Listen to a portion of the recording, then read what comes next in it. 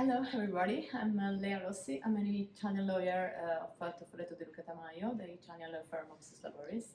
I'm very happy to be here at the Capsano International Day with José and sharing this small talk with him. Hi Lea, thank you. Good morning everyone.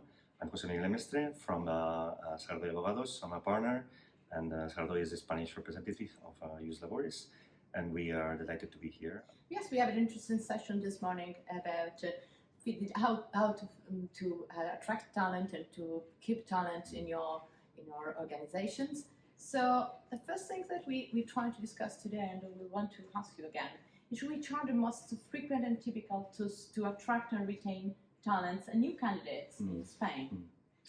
So, as I think, like in Italy, the most frequent technical ways to attract are the welcome bonus. You know, when there's an employee that is leaving behind the former employer or company and is attracted by a new one with a bonus that is going to be paid preferably in gradually, not in one single shot, to attract and then compensate the loss of the previous variable remuneration with the former employer.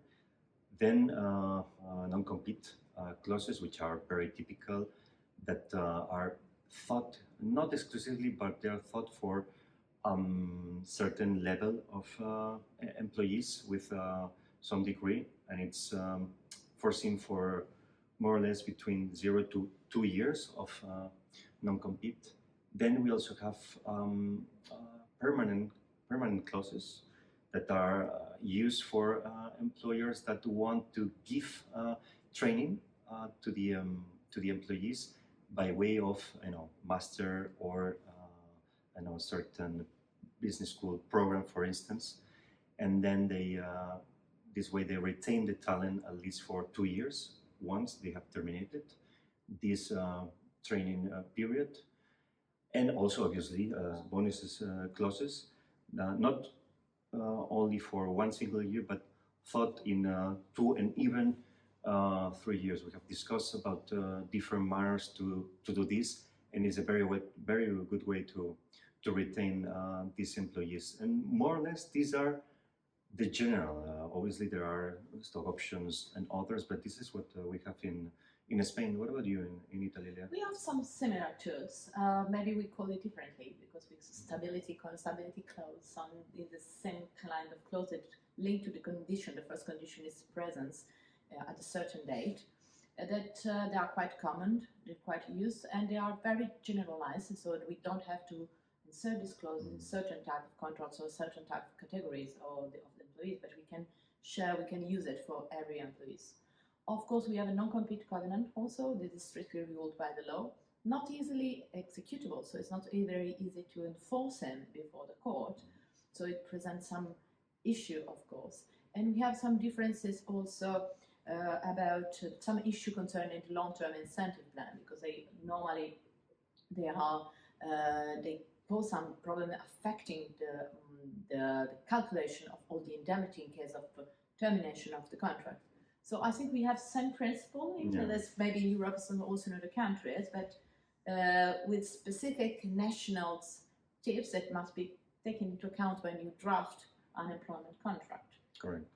I see that there is a continental law that applies similarly, with the specifics in every country, but most generally speaking, I think we have already discussing this. Italy, France, Spain, they have the same base structure. Then obviously we have to go down to the specifics, and something that you explained very well in our conference is like every single agreement has to be very well defined and very well written down for the specific and the clauses.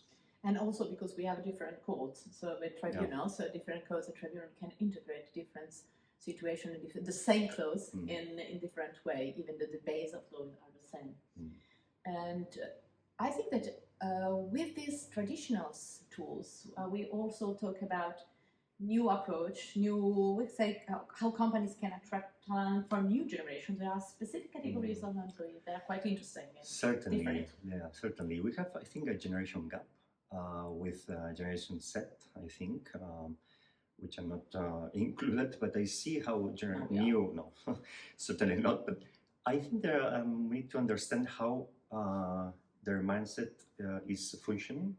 I think youngsters, when they decide for being in one company to be hired, one of the factors, among others, but this is one of the really drew my attention, is that they prefer being in a company, corporate institution that preserves, respects these green aspects compared to others that they not. Then it's something to take into account. What about Yes, I think they are taking more, they're putting more attention on reputation of the companies and sharing value with the companies. Correct.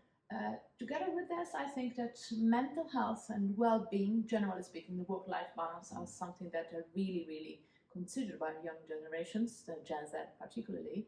And I think that we saw that after pandemic and after COVID, where we had an enormous increase in all the countries of what we call the remote working or from home working or whatever we call in our countries.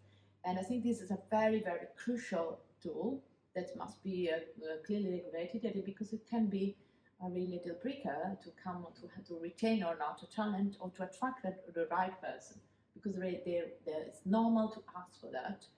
Even if we have a different, we saw this morning also, even having a different company, they are trying to come back and to keep the people again in the offices. But I think it will be difficult to apply in generally speaking, because we are getting used to work partially from home, and it will be very difficult to come back. That's it.